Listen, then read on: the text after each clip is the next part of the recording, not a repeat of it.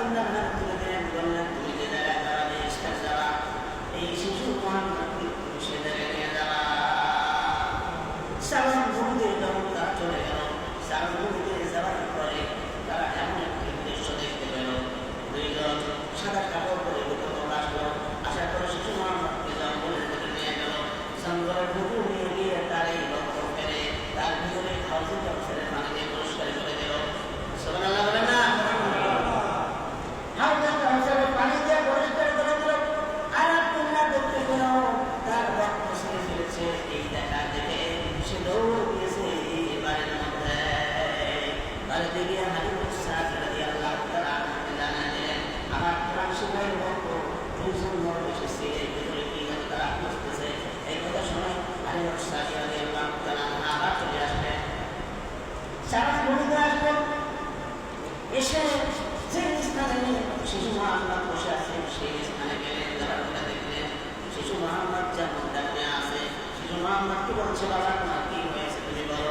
বলছে, দুইজন সারা সময় করে এসে আমার রক্ত ছেড়ে ভিতরে পানি দিয়ে পরিষ্কার করে দিল, এবং দুইজন তারা আমার এই বুকের ভিতরে দেখলো, আমি বুঝতে পারলাম না। আবার কয়েকদিনে আমার বুক তারা লাগিয়ে দিল, জোড়া লাগিয়ে দিল, জোরে চিৎকার করে বলেন সুবহানাল্লাহ। এই কথা এতটুকু বলল।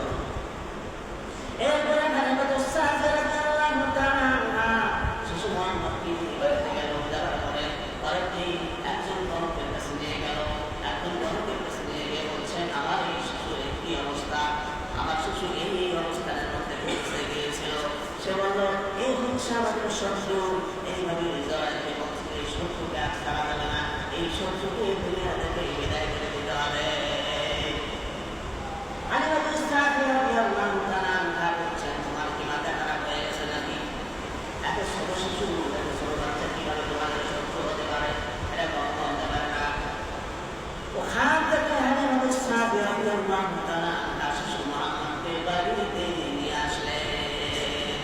তারপরে তিনি শিশু মুহাম্মদকে নিয়ে মক্কাতুল মুকাররমা চলে গেছেন মায়ের কাছে। কোথায়? আমিনার কাছে চলে গেছেন। আমিনার কাছে গিয়ে বলছেন, শোনো, তোমার ছেলে এই অবস্থা পেয়েছে। এই ঘটনা শুনে আমিনা তার পূর্বেকার যে অলৌকিক ঘটনাগুলি ঘটেছিল, তার পিঠে থাকাকালীন যে অলৌকিক ঘটনাগুলি ঘটেছিল, দুনিয়ায় আসার পরে যে অলৌকিক ঘটনাগুলি ঘটেছিল, এই ঘটনাগুলি বর্ণনা করতে থাকলেন। যে চিৎকার করে বলেন সুবহানাল্লাহ। সুতরাং আল্লাহ রাসূল সাল্লাল্লাহু আলাইহি ওয়াসাল্লাম হচ্ছেন এই পৃথিবীর যত নবী, এই পৃথিবীতে যত নবী এসেছেন সমস্ত নবীদের সর্দার। কালকে আমাদের ময়দানে সমস্ত নবীদের উপরে আমাদের নবীকে প্রাণ দেওয়া হবে। আর একবার জোরে চিৎকার করে বলেন সুবহানাল্লাহ। এখানে পরবর্তী সময়ে আল্লাহ রাব্বুল আলামিন বলছেন, ওয়াকাদামনা ফিস সাবুরি মিন বাদি যিকরি আন্নাল আরদা সুবহানাল্লাহ ইয়াসতাহিরুন। আমার উপদেশের পর কিতাবে আমি লিখে দিয়েছি, আমার উপদেশের পরে আমি কিতাবে লিখে দিয়েছি যে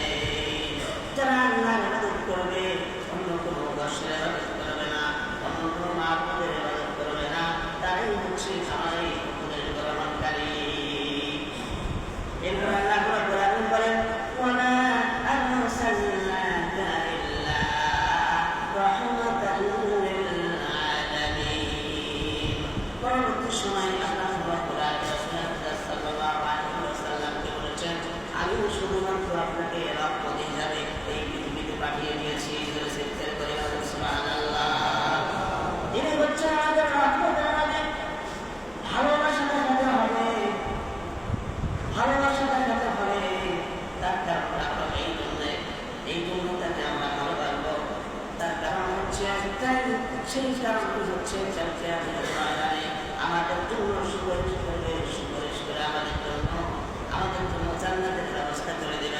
চিৎকার করে বলেন সুবহানাল্লাহ। এই কারণে তাকে ভালোবাসতে গেলে তার সুন্নতের উপরে আমাদেরকে আমল করতে হবে। এমনি ভালোবাসা করলে চলবে না। চলবে? খুরমা খাওয়া ভালোবাসা করলে চলবে না, জিলাপি খাওয়া ভালোবাসা করলে চলবে না। একমাত্র আল্লাহ রাব্বুল আলামিনের জন্য আল্লাহ রাসূলের সুন্নতটি পালন করে ভালোবাসা দেখাতে হবে, ভালোবাসার প্রমাণ দিতে হবে। আমাদেরকে আমলের মাধ্যমে ভালোবাসার প্রমাণ দিতে হবে, সুন্নত কায়েমের মাধ্যমে আমাদেরকে ভালোবাসার প্রমাণ দিতে হবে। আমলে আকীদায়, ঠিক কিনা? কি বলেন, ঠিক কিনা? এমনি আমরা ভালোবাসি, এখানে বললে চলবে না? প্রমাণ দিতে হবে। প্রমাণ দিতে হবে কিনা? কি ভাই, প্রমাণ দিতে হবে না? আপনি বলতেছেন আমি আপনাকে ভালোবাসি, মুখে বলতেছেন, প্রমাণ আছে কিনা? প্রমাণ দিতে হবে না? দেখা হবে বাজার মধ্যে চা খাওয়া যায়, এটা একটা ভালোবাসার প্রমাণ। ভালোবাসি, রাস্তাঘাটে দেখা হচ্ছে সম্মান করতেছে, এটা একটা ভালোবাসার প্রমাণ।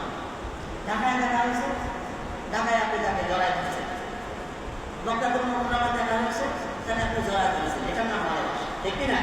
ভালোবাসার প্রমাণ দিতে হবে। আল্লাহ রাসূলকে ভালোবাসতে গেলে আমাদেরকে প্রমাণ দিতে হবে সুন্নাত পালন করে। তার যে সমস্ত সুন্নাত রয়েছে এই সুন্নাতগুলি পালন করে আমাদেরকে ভালোবাসা দেখিয়ে দিতে হবে। ভালোবাসার প্রমাণ কিভাবে দেওয়া? একজন যুবক যদি একজন যুবতীকে ভালোবাসে আর সেই যুবতী যদি তাকে বলে তুমি যে আমাকে ভালোবাসো, তার প্রমাণটা কি? একজন যুবক আর একজন যুবতীকে ভালোবাসো, যুবতী বলছে আমাকে যে তুমি ভালোবাসো, তার প্রমাণ কি? তার প্রমাণ দেখাতে গিয়ে যুবক হাতের মধ্যে একটু ছুরি নিয়ে তার আরেকটি হাত কেটে ফেলল। হাত কেটে ফেলার পর কিছুক্ষণ পরে রক্ত বের হয়ে গেল। রক্ত বের হয়ে যাওয়ার পরে বলছে দেখো প্রিয়তমা, আমি তোমাকে যে ভালোবাসি তার প্রমাণ করছে এই রক্ত। না বোঝেন না আমার কথা? এই আমার কথা বলো না? ভালোবাসার প্রমাণ এভাবে দিতে হবে। যুবক যেমন যুবতীকে ভালোবাসার প্রমাণ দেখিয়ে দিল, আমাদেরকে ভালোবাসার প্রমাণ দিতে হবে। আল্লাহ রাসূলের সুন্নাত পালন করে আমল করে করে আমাদেরকে ভালোবাসার প্রমাণ দেখিয়ে দিতে হবে। আল্লাহ রাসূল সাল্লাল্লাহু আলাইহি ওয়াসাল্লামকে ভালোবাসলে কাল কিয়ামতের ময়দানে আল্লাহ রাসূল আমাদের জন্য সুপারিশ করবে। হযরত আয়েশা সিদ্দিকা রাদিয়াল্লাহু তাআলা আনহা বলেছেন, নবী আপনার উম্মতকে কাল কিয়ামতের ময়দানে আপনি কেমন ছেলের কান্দে ধরতে পারবেন? আল্লাহ রাসূল সাল্লাল্লাহু আলাইহি ওয়াসাল্লাম বললেন, লক্ষ লক্ষ ঘোড়ার মাঝে একটি ঘোড়ার কপাল যদি সাদা হয়ে যায় তাহলে এই ঘোড়াকে বের করা সহজ হবে না কঠিন হবে? সহজ হবে? সহজ হবে।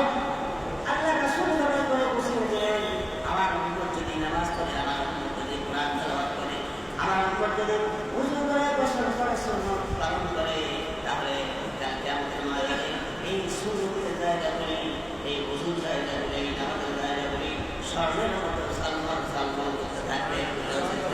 সুবহানাল্লাহ। সালমান করতে থাকবে। কাল কিয়ামতের ময়দানে আমার উম্মতকে বের করা আমার জন্য সহজ হয়ে যাবে। সুতরাং ভাইরা আমার, আল্লাহ রাসূল সাল্লাল্লাহু আলাইহি ওয়াসাল্লাম বলেছেন, লা ইউমিনু আহাদুকুম হাত্তা আকুনা আহাব্বা ইলাইহি। তোমাদের মধ্যে কেউ পরিপূর্ণই আল্লাহর হতে পারবে না যতক্ষণ পর্যন্ত না মিওয়ালিদিহি ওয়া নাবিহি ওয়ান নাস আজমাইন। তোমাদের পিতার চাইতে, তোমাদের মাতার চাইতে, তোমাদের সন্তান সন্ততির চাইতে, দুনিয়ায় যত মানুষ আছে সমস্ত মানুষের চাইতে যতক্ষণ পর্যন্ত আমাকে বেশি না ভালোবাসে